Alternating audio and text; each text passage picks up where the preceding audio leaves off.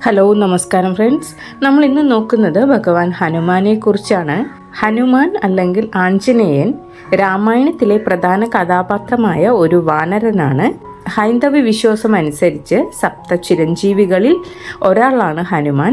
ശിവഭഗവാൻ തന്നെയാണ് ഹനുമാനെ അവതരിച്ചത് എന്ന് ശിവപുരാണവും ദേവി ഭാഗവതവും പറയുന്നു. ബലവാനായ വായുപുത്രനാണ് ഹനുമാൻ എന്നാണ് വിശ്വാസം. ശ്രീരാമസ്വാമിയുടെ പരമഭക്തനും ആശ്രിതനുമായ ഹനുമാൻ രാമനാമം ചൊല്ലുന്നിടത്തെല്ലാം പ്രത്യക്ഷനാകുമെന്ന് വിശ്വസിച്ചു വരുന്നു. ഹനുമാൻ സ്വാമിയുടെ ജന്മനക്ഷത്രം മൂലം ആണ് സർവ്വ ദുരിതങ്ങൾക്കും തൊഴിൽ സംബന്ധമായ പ്രശ്നങ്ങൾക്കും ഹനുമത് ഉപാസനം ഉത്തമമാണ് എന്നാണ് ഹൈന്ദവ വിശ്വാസം. പുരാണം പറയുന്നത് ഇങ്ങനെയാണ്: ഒരിക്കൽ ഉമാമഹേശ്വരന്മാർ വാനരരൂപികളായി വനത്തിൽ പ്രവേശിച്ചു. അവർ ആനന്ദത്തോടെ വൃക്ഷശിഖരങ്ങൾ ചാടിക്കടന്നും പഴുത്ത കായ്കനികൾ ഭക്ഷിച്ചും ക്രീഡിച്ചും നാളുകൾ ചെലവഴിച്ചു. കുറെ നാളുകൾക്ക് ശേഷം വാനരരൂപിയായ പാർവതി ദേവി ഗർഭിണിയായി. എന്നാൽ താൻ ഗർഭവതിയാണെന്ന വിവരം ഭഗവതിയെ സന്തോഷിപ്പിച്ചില്ല. വാനര അവസ്ഥയിൽ ഗർഭം ധരിച്ചതിനാൽ തന്റെ ശിശു വാനരൻ ആയിരിക്കുമെന്നതിനാലാണ് പാർവതി ദേവിക്ക് സന്തോഷം തോന്നാത്തത്. ദേവിയുടെ അപ്രസന്ന ഭാവത്തിൽ നിന്നും ഭഗവാൻ കാര്യങ്ങൾ ഗ്രഹിച്ചു. ഭഗവാൻ തന്റെ യോഗശക്തിയാൽ പാർവതി ദേവിയുടെ ഗർഭസ്ഥ ശിശുവിനെ പുറത്തെടുത്തു. അനന്തരം ഭഗവാൻ വായുദേവനോട് കൽപ്പിച്ചു: എന്റെയും ഗൗരിയുടെയും വീര്യമാണ് ഈ ഗർഭസ്ഥ ശിശു. ഇവന്റെ മാതൃപദം അലങ്കരിക്കാൻ ദേവി താല്പര്യപ്പെടുന്നില്ല. ഇവനെ സംരക്ഷിക്കുവാൻ ഞാൻ അങ്ങയോട് ആവശ്യപ്പെടുന്നു. ദേവാദിദേവനായ ശ്രീ പരമേശ്വരൻ്റെയും ആദിപരാശക്തിയായ ദേവി ഉമാദേവിയുടെയും ചൈതന്യമായ ശിശുവിനെ സംരക്ഷിക്കുവാൻ കഴിയുന്നതിൽ പരം മറ്റെന്ത് ഭാഗ്യമാണ് എനിക്ക് വേണ്ടത്? ആനന്ദത്തിൽ മതിമറന്ന വായുദേവൻ ഇങ്ങനെ പറഞ്ഞുകൊണ്ട് ശിവനിൽ നിന്നും ഗർഭസ്ഥ ശിശുവിനെ ഏറ്റുവാങ്ങി. വായുദേവൻ ആ ഗർഭസ്ഥ ശിശുവിനെ മാറോട് ചേർത്ത് പിടിച്ചുകൊണ്ട് ത്രിലോകങ്ങളിലും സഞ്ചരിച്ചു. അപ്പോൾ വായുഭഗവാന് ഒരു സംശയം തോന്നി: ഈ ഗർഭസ്ഥ ശിശു ആരിലൂടെ ജനിക്കും? അക്കാലത്ത് കേസരി എന്ന വാനരരാജന്റെ പത്നിയായ അഞ്ജന പുത്രലാഭാർത്ഥം ഭഗവാൻ ശിവനെ തപസ് ചെയ്യുന്ന വിവരം വായുഭഗവാൻ അറിഞ്ഞു. അദ്ദേഹം അഞ്ജനയ്ക്ക് മുന്നിൽ പ്രത്യക്ഷനായി പറഞ്ഞു: പുത്രലാഭാർത്ഥം നീ അനുഷ്ഠിക്കുന്ന തപസ് മതിയാക്കൂ. ഊഷരമായ നിന്റെ ഗർഭപാത്രത്തിനുള്ളിൽ ഞാനിതാ ശിവശക്തി ചൈതന്യമുള്ള ഒരു ശിശുവിനെ നിക്ഷേപിക്കുന്നു. അവന് വേണ്ടുന്ന പരിചര്യ ചെയ്ത് അവനെ ശുശ്രൂഷിച്ച് നീ വാഴുക. അഞ്ജന ആനന്ദ സമുദ്രത്തിൽ ആറാടി. അവൾ ഇരു കൈകൾ കൂപ്പി വായുദേവന് സ്തുതി പറഞ്ഞുകൊണ്ട് ആ ഗർഭം ഏറ്റുവാങ്ങി. ദിനങ്ങൾ കടന്നുപോയി. അഞ്ജന സൂര്യ തേജസ്വിയും ബലവാനുമായ ഒരു പുത്രന് ജന്മം നൽകി. അവന്റെ ജന്മത്തിൽ പ്രപഞ്ചവാസികളെല്ലാം ആഹ്ലാദിച്ചു. വാനരരൂപിയായ ആ ശിശുവിന്റെ തേജസ് ആരുടെയും മനം മയക്കുന്നതായിരുന്നു. അഞ്ജനേയനായ ആ ശിശുവാണ് പിൽക്കാലത്ത് ഹനുമാൻ എന്ന പേരിൽ പുരാണ പ്രസിദ്ധനായി തീർന്നത്. രാക്ഷസ രാജാവായ രാവണന്റെ തടയിൽ നിന്നും രാമന്റെ ഭാര്യയായ സീതയെ കണ്ടെടുക്കാനുള്ള ദൗത്യത്തിൽ രാമനു വേണ്ടി ദൂതു പോയതാണ് ഹനുമാൻ ചെയ്ത കൃത്യങ്ങളിൽ പ്രധാനപ്പെട്ടത്. രാവണ യുദ്ധത്തിൽ ദാരുണമായി മുറിവേറ്റ രാമന്റെ സഹോദരൻ ലക്ഷ്മണനെ സുഖപ്പെടുത്തുന്നതിനായി ഹനുമാൻ ഹിമാലയത്തിലേക്ക് പറക്കുകയും ഔഷധ സസ്യങ്ങൾ നിറഞ്ഞ മരുത്വമല വഹിച്ചുകൊണ്ട് തിരികെ വരികയും ചെയ്തു. സംശയാതീതമായ ദൃഢഭക്തിയുടെ ഉത്തമ ഉദാഹരണമായി ഹനുമാൻ പരക്കെ അംഗീകരിക്കപ്പെടുന്നു. ഒരു വാനര രൂപത്തിൽ ആരാധിക്കപ്പെടുന്ന ഇദ്ദേഹം തൻ്റെ ബുദ്ധിശക്തി കൊണ്ടും രാമനോടുള്ള വിശ്വാസം കൊണ്ടും ഹിന്ദു വിശ്വാസത്തിൽ പ്രധാനപ്പെട്ട ഒരു ദേവനായി അറിയപ്പെടുന്നു. രാമനാമം ജപിക്കുന്നിടത്ത് ഹനുമാന്റെ സാന്നിധ്യം ഉണ്ടാകുമെന്നും നവഗ്രഹ ദോഷങ്ങൾ പ്രത്യേകിച്ച് ശനിദോഷം ഹനുമത് ഭക്തരെ ബാധിക്കില്ലെന്നുമാണ് ഭക്തരുടെ വിശ്വാസം. ഹനുമാനും ശനിയും തമ്മിലുള്ള ബന്ധം പുരാണങ്ങളിൽ കാണാം. ഹനുമത് സഹസ്രനാമ സ്തോത്രത്തിൽ കൊടുത്തിട്ടുള്ള ഹനുമാന്റെ പല നാമങ്ങളിൽ ഒരു നാമമാണ് ശനി. സൂര്യ സംഹിതയിൽ ഹനുമാൻ ശനിയിൽ ജനിച്ചു എന്ന് പറയുന്നു. ശനിയുടെ 10 നാമങ്ങളിൽ നിന്നും ഒരു നാമമാണ് രുദ്രൻ എന്നത്. ശനിയെ പോലെ ഹനുമാനും കറുത്ത വർണ്ണത്തിൽ കാണപ്പെടുന്നു.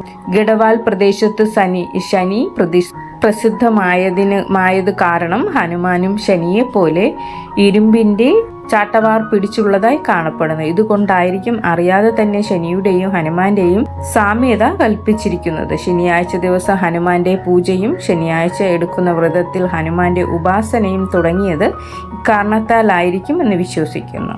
പഞ്ചമുഖ ഹനുമാൻ, 5 തലകളുള്ള ഹനുമാന്റെ വിശ്വരൂപം പഞ്ചമുഖ ഹനുമാൻ എന്നറിയപ്പെടുന്നു. ഹൈന്ദവ വിശ്വാസപ്രകാരം ഇത് ഹനുമാന്റെ അതിശക്തവും സർവരക്ഷാകാരവുമായ ഉഗ്രരൂപമാണ്. അപൂർവം ക്ഷേത്രങ്ങളിൽ മാത്രമേ ഈ രൂപത്തിലുള്ള പ്രതിഷ്ഠ കാണാറുള്ളൂ. അഹി മഹി രാവണന്മാരെ നിഗ്രഹിച്ച് പാതാളത്തിൽ നിന്നും രാമലക്ഷ്മണന്മാരെ മോചിപ്പിക്കാനാണ് ഹനുമാൻ ഈ ഉഗ്രരൂപം സ്വീകരിച്ചത് എന്ന് കഥ. മഹാവിഷ്ണുവിന്റെ 3 ഉഗ്ര അവതാരങ്ങളും വിഷ്ണു വാഹനമായ ഗരുഡനും കൂടി ഈ രൂപത്തിൽ ചേർന്നു കാണപ്പെടുന്നു.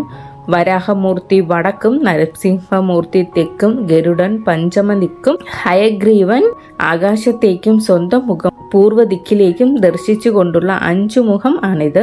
പഞ്ചമുഖ ഹനുമാനെ ആരാധിക്കുന്നത് ഐശ്വര്യകാരവും സർവരക്ഷാകാരവുമാണ് എന്നാണ് വിശ്വാസം. സുവർച്ചല സമേത ഹനുമാൻ ബ്രഹ്മപുരാണത്തിൽ ഹനുമാനെയും വൃക്ഷാഗപിയെയും പറ്റി പ്രസ്താവിച്ചിട്ടുണ്ട്. ഹനുമത് ചരിത്രം പരാമർശിക്കപ്പെടുന്ന പരാശര സംഹിത എന്ന ഗ്രന്ഥത്തിലാണ് ഹനുമാൻ സ്വാമിയുടെ വിവാഹത്തെക്കുറിച്ച് പ്രതിപാദിക്കുന്നത്. വിദ്യാഭ്യാസം പൂർത്തിയാക്കാൻ ഹനുമാൻ സൂര്യനെയാണ് ഗുരുവായി സ്വീകരിച്ചത്. തന്റെ പക്കലുള്ള എല്ലാ ജ്ഞാനവും ആദിത്യ ഭഗവാൻ ഹനുമാൻ സ്വാമിക്ക് പകർന്നു നൽകി. പക്ഷേ നവവിദ്യകൾ എന്നറിയപ്പെടുന്ന 9 ദിവ്യവിദ്യകൾ മാത്രം പകർന്നു കൊടുക്കാൻ കഴിഞ്ഞില്ല.